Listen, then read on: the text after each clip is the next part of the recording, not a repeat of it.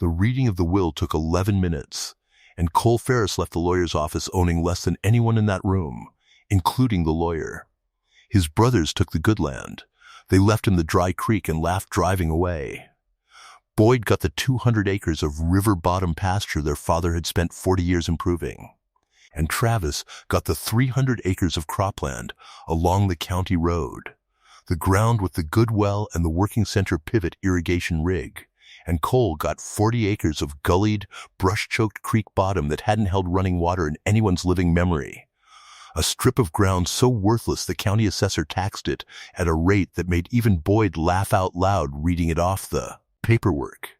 Dry Creek Ferris, Boyd said in the parking lot afterward, not unkindly exactly, just certain, clapping his younger brother once on the shoulder before climbing into his truck. Guess Daddy figured you needed a hobby out there in the city. Something to keep your hands busy till you come back and ask to lease acreage off one of us. Cole stood in that parking lot a long moment after both trucks pulled out. 40 acres of a dead creek bed now legally his and worth, by any conventional measure, almost nothing at all.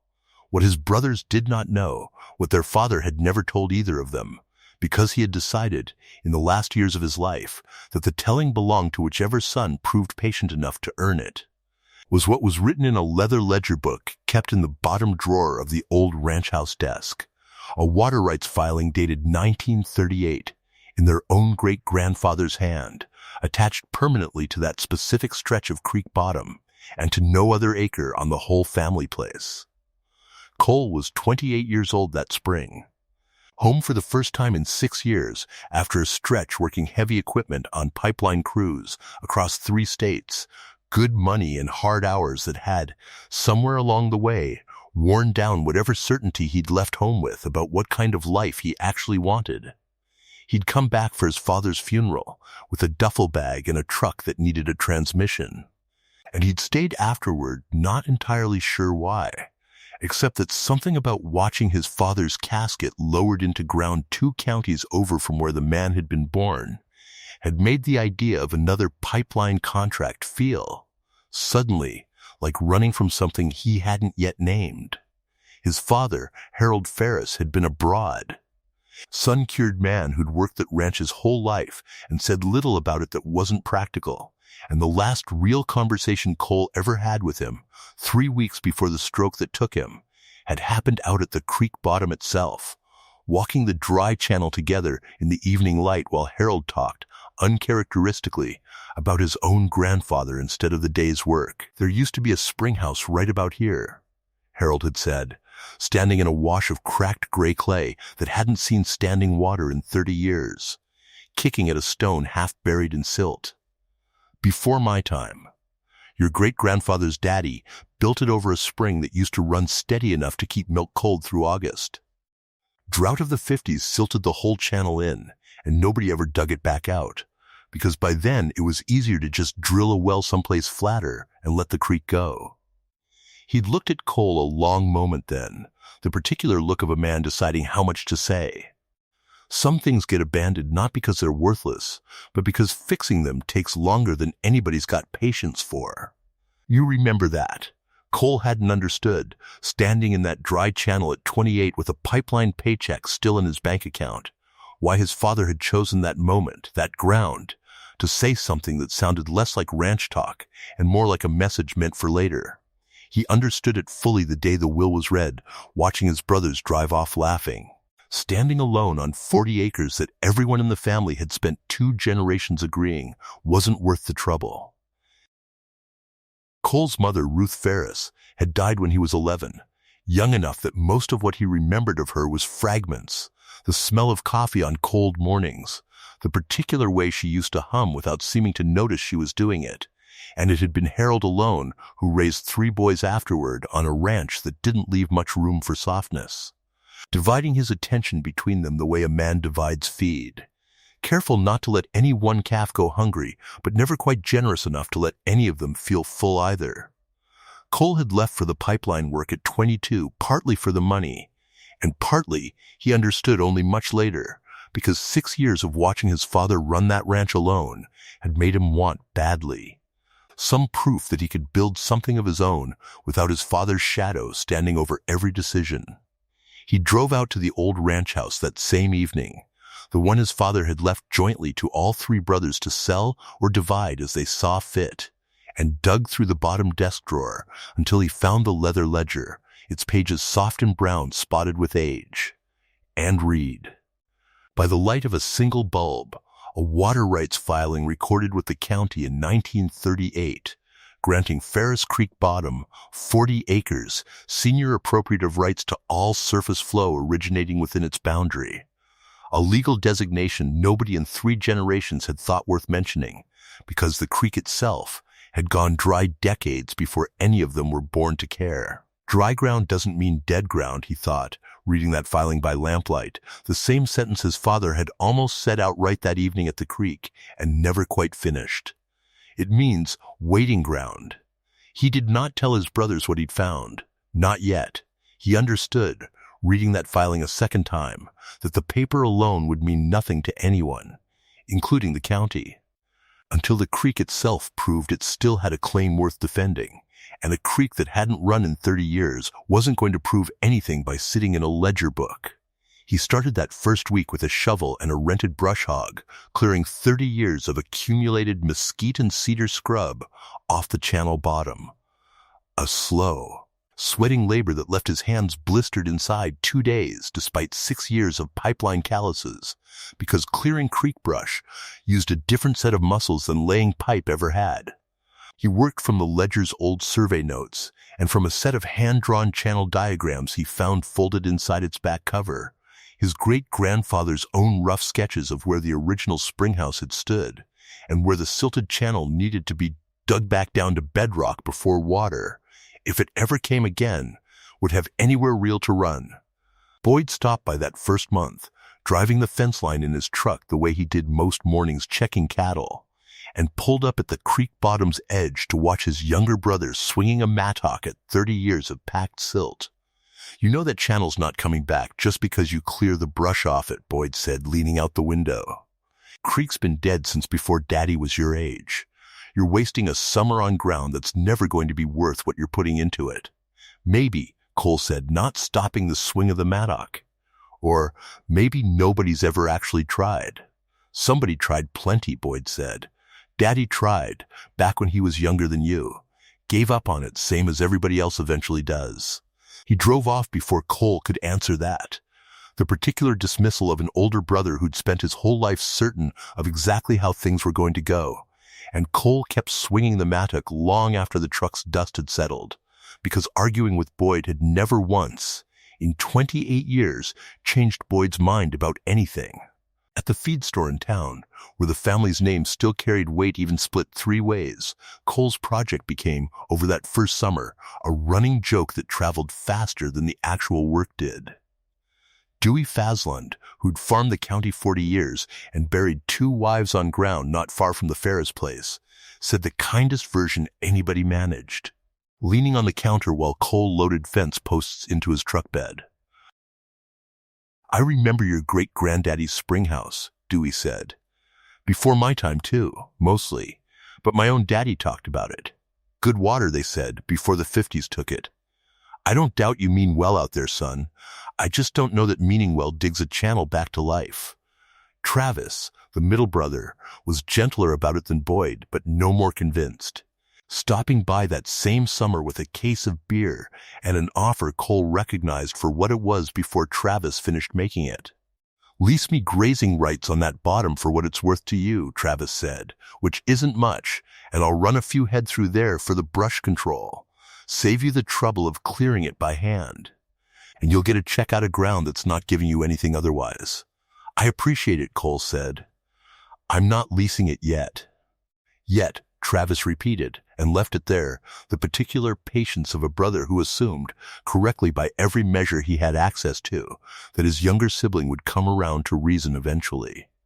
Cole worked that whole first summer and most of the fall, hand-clearing the channel bottom down to bedrock in 3 sections, following his great-grandfather's old sketches to reset the grade so water, if it ever ran again, would move the way it had originally moved instead of pooling and stagnating the way 30 years of silt had left it. He spent evenings at the kitchen table in the small trailer he'd parked on the property, cross-referencing his great-grandfather's diagrams against modern watershed hydrology textbooks he ordered secondhand, teaching himself the vocabulary of contour grading and check dam spacing the way he'd once taught himself pipeline welding, by doing it wrong first and correcting. His hands, that first summer, told a story his pipeline years never had. 6 years of running heavy equipment had built calluses across his palms in the particular pattern of a man who operated machines more than he wrestled ground directly, and clearing brush by hand reshaped them within weeks, new blisters cracking and healing over the old calluses until his palms had toughened into something closer to his father's hands than his own had ever been. He noticed it first reaching for a coffee mug one morning and catching sight of his own knuckles in the trailer's small mirror, thinking, without quite meaning to, that he finally looked like a man who belonged to that ground instead of one merely passing through it.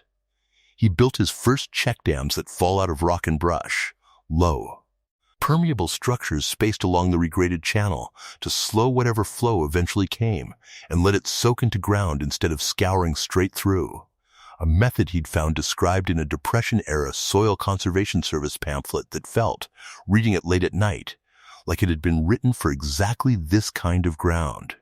He spent, by the end of that first season, nearly all of the $11,000 he'd saved from 6 years of pipeline work, $3,200 on a week's rental of a small excavator to cut the main channel grade where hand labor alone wasn't going to move enough silt, $1,800 on gabion wire and rock for the dam structures he couldn't build from brush alone. The rest on fencing, culvert pipe, and a second-hand pump he hoped someday to never actually need. He learned the grading work the same hard way he'd learned welding a decade earlier, by reading the watershed textbooks until the terms stopped sounding foreign, and then testing what he'd read against what the ground itself told him. A check dam spaced too close to the next one upstream, he discovered the first week, did nothing but silt in twice as fast, its pool filling with sediment before it ever had the chance to hold real water, spaced too far apart, the channel between them scoured out from the force of anything moving through faster than a trickle. He settled, by trial and by a formula he found in the old Soil Conservation Service pamphlet, on roughly 60 feet, between structures on the steepest third of the channel, tightening to 40 feet where the old survey notes showed the grade dropping sharpest, a spacing his great-grandfather's rough sketches had apparently understood by instinct that it took Cole a season of failed guesses to arrive at through calculation.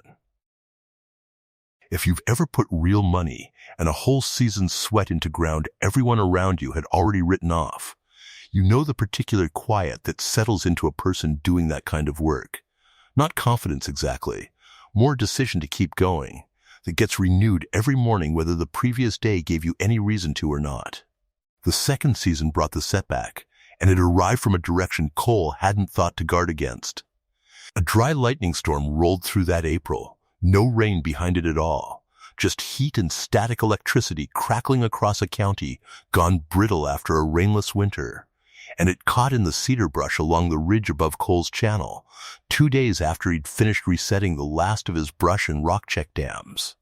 The fire moved fast through ground that hadn't burned in decades, and though the county volunteer department held it short of the ranch house and short of Boyd's and Travis's pastures both, it burned straight down through Cole's Creek bottom, taking with it every brush-built dam he'd spent a season constructing, the rock cores left standing, but the woven brush structures that held them in place, reduced to ash and loose stones scattered by the fire crew's own hose lines. He walked the channel the morning after, boots crunching through blackened ground still faintly warm in places, and stood a long time at the spot where his largest dam had stood 2 days before, now nothing but a scattered pile of fire, cracked rock, with no structure left to hold it against anything. Travis drove out that same morning, having seen the smoke plume from his own place the night before, and found Cole standing in the ash with his hands hanging useless at his sides, in a way Travis had never once seen his younger brother stand.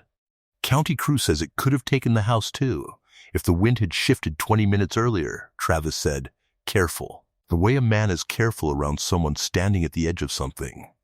You're lucky, all things considered. Doesn't feel like luck, Cole said, and Travis, not knowing what else to offer, simply stood with him a while in the burned quiet before driving on, which was, from Travis, its own small kindness, the offering of company instead of advice. Dewey Fasland came by that same week too, walking the blackened channel slow on a bad hip, and said the thing nobody else on that road had the standing to say. I watched fire take a crop of mine once, whole field, 2 weeks before harvest, Dewey said.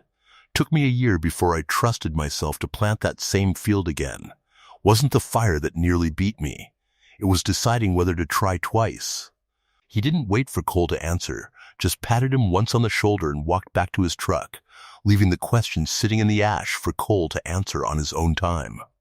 That night, alone in the trailer with his great-grandfather's ledger open on the table, and the smell of smoke still clinging to his clothes, he let himself think the thing he had, not let himself think, in a full year of clearing and grading and hauling rock. Maybe dry ground was dead ground after all. Maybe his father's unfinished sentence at the creek bottom had been less a message about patience, and more a warning Cole had simply refused to hear correctly. And a young man with $11,000 and a pipeline welder's stubbornness had spent a whole year proving Boyd right instead of proving him wrong. He thought about the water rights filing sitting uselessly in a drawer, a claim that meant nothing without water to attach it to, and wondered whether he'd inherited not a hidden opportunity at all, but simply the family's oldest and most expensive delusion, handed down along with the ledger book because nobody else had been foolish enough to claim it first.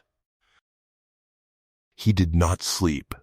Somewhere close to 2 a.m, going back through his great-grandfather's old sketches by lamplight, he found a note in the margin he'd read past a dozen times without registering it. A small annotation, in handwriting even older than his great-grandfather's own, describing how the original Springhouse dams had been built not of brush at all, but of stacked limestone quarried from the ridge itself, the same ridge the fire had just burned bare. Brush had been Cole's own shortcut, cheaper and faster than quarrying stone, and the fire had shown him, in the cruelest possible lesson, exactly why the men who'd built that channel a century before him hadn't trusted brush to hold against a county that occasionally burned as hard as it dried. He rebuilt that summer with stone instead, hauling limestone off the fire-cleared ridge in a borrowed trailer, stacking it dry, without mortar, the way the old annotation described, wedging each piece by hand the way a man builds a wall meant to outlast him, rather than merely survive one season. Dry stacking, he learned by the second dam, was less about strength than about geometry. Each stone needed to lean slightly back into the structure it was part of, resting its weight against the ones beneath and beside it, rather than against gravity alone, so that the whole wall gained stability from the same water pressure that might otherwise have pushed it apart. He ruined his first attempt entirely, a dam that looked solid enough standing but that he could rock loose with one hand braced against the top course, and spent 2 full days pulling it back down stone by stone before he understood, testing each placement by hand before setting it, what the old annotation had meant by fit tight, lean back. Let the water hold what the water will one day try to move. It was slower work than the brush had been, and harder on his hands, but by the time he finished resetting the last dam that August, the structures standing along his creek bottom looked less like a young man's hopeful experiment, and more like something built to actually hold. Weathered stones settling into the regraded channel as though it had always belonged there. Boyd drove past that August too, slower than usual, and didn't say anything through the window this time, only looked a long moment at the stone dams before driving on, which was, from Boyd, the first sign all year that his certainty had developed even the smallest crack in it. The rain that finally tested all of it came the following April, nearly 2 full years after the will was read, a slow-moving spring system that stalled over that stretch of county for the better part of a week, dropping rain in a steady, soaking measure rather than the violent flash flood bursts the region usually got. Exactly the kind of rain a watershed needs to recharge, instead of simply shed. Cole stood at the creek bottom on the third day of that rain, watching water move down the regraded channel for the first time in his life, slow and brown at first, then clearing as it found the stone-checked dams and pooled behind each one before spilling gently over to the next, exactly the cascading pattern his great-grandfather's century-old sketches had promised, and that no one in 3 generations had lived long enough to see proven. By the 5th day, water stood in a shallow pool behind the largest dam, deep enough to reflect the gray spring sky, and by the following week, once the rain finally broke, that pool had not fully drained away, held in place by the regraded grade and the stone structures the way his great-grandfather had clearly always intended it to be held. He stood there a long while by himself before anyone else arrived, the sound alone enough to undo him a little, a low, steady murmur of moving water he had not heard on that ground in his whole lifetime, and that no one alive in his family had heard on it in theirs. He thought of his father's unfinished sentence at the creek bottom, of Dewey's question left sitting in the ash, of the fire and the 2 seasons of blistered hands that had led to this one particular sound, and allowed himself, finally, standing alone in the rain with water moving past his boots, to believe the thing he had refused to fully believe, even while building toward it. Word moved through the family before Cole had even finished walking the full length of the channel that week. Travis came out first, standing at the edge of the new pool with an expression Cole hadn't seen on his older brother in years, something closer to boyhood wonder than the patient, transactional patience he usually wore. "I didn't think this was possible," Travis said. "I genuinely didn't." "Neither did I some nights," Cole admitted. Dewey Faslin drove out from town himself once word reached the feed store, standing at the pool's edge with his hat in his hands, the way a man stands at something he'd stopped expecting to see in his own lifetime. "My daddy talked about this water my whole childhood like it was a story," Dewey said. "Never thought I'd stand here and watch it be true instead." What none of them yet understood, standing at the edge of that pool admiring water for its own sake, was what the water actually meant under the county's own law. And it was Cole who drove into the county recorder's office that same week, water rights ledger in hand, to have the 1938 filing formally reactivated now that the creek had demonstrated, on the record, sustained natural flow for the first time in decades. The county watermaster, a careful, unhurried woman named Denise Okafor, who'd handled agricultural water disputes across that county for 11 years, spent 2 full days walking the channel with Cole, measuring flow rates, cross-referencing his great-grandfather's original filing against the current state water registry, confirming what the ledger had promised all along. The Ferris Creek bottom right, dated 18 years senior to any other water claim on that stretch of the watershed, entitled its holder to first call on all surface flow originating within its boundary before any downstream user, including 2 ranches that had, in the decades since the creek went dry, come to rely entirely on groundwater wells instead, wells that were that same drought-strained year beginning to run thin. "This is the most cleanly documented senior right I've verified in 11 years on this job," Denise told Cole, standing at the largest pool with her clipboard in hand. "Most families let claims like this lapse through disuse and lose them entirely. Whoever kept this ledger updated, filing to filing, across 3 generations, without ever once letting the paperwork go stale, did you an enormous favor. It's the paperwork, as much as the channel work, that makes this real." She walked him, that second day, through exactly what the reactivation meant in practical terms, a formal beneficial use inspection confirming the water was being put to a recognized agricultural purpose rather than simply impounded and wasted, a filing amendment updating the county registry to reflect current ownership under Cole's name, and a priority date that would now govern in any future shortage declaration. Which wells and diversions on that stretch of watershed got curtailed first, if the county ever had to ration flow during a drought emergency? 18 years senior sounds abstract until the year everybody else's well runs dry at the same time, Denise said.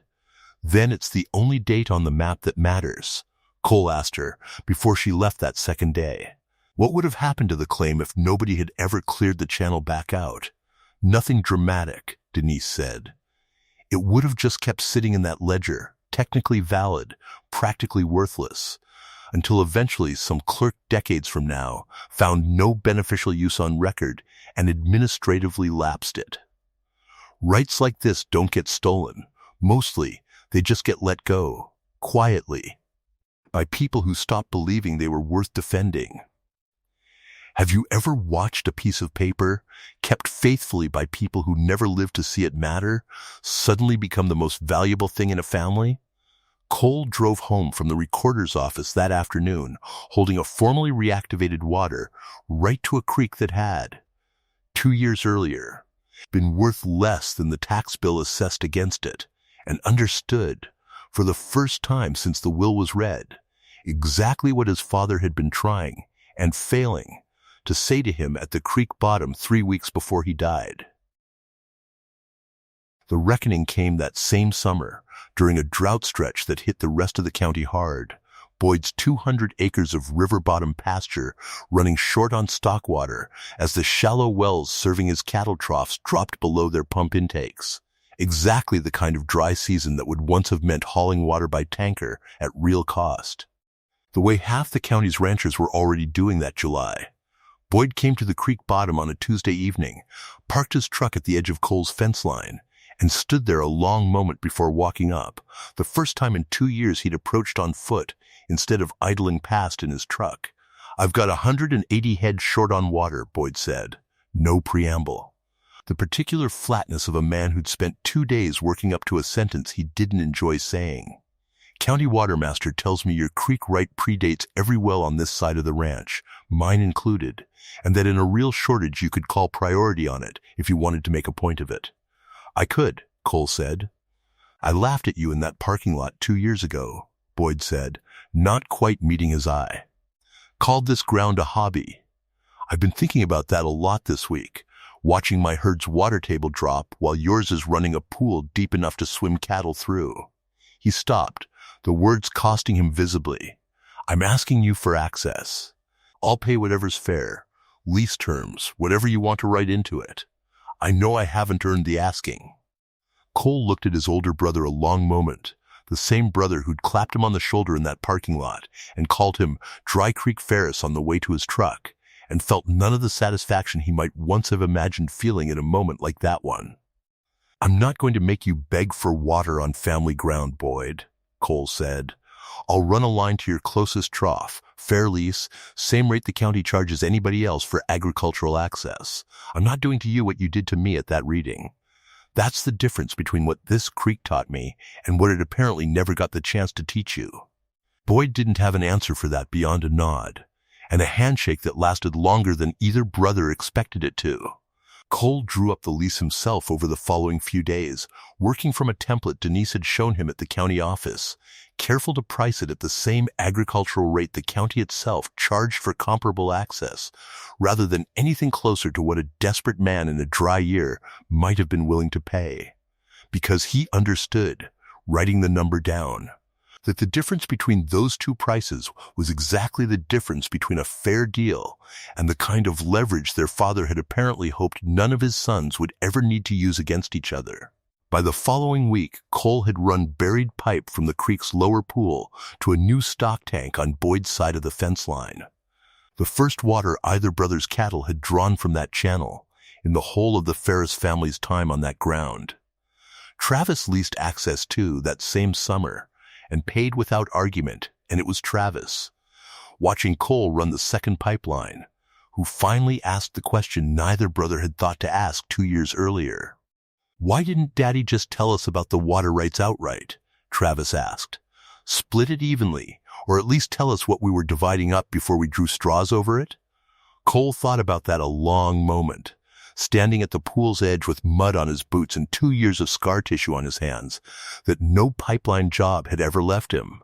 I think he wanted whoever ended up out here to actually earn what the ledger promised before they got to have it, Cole said.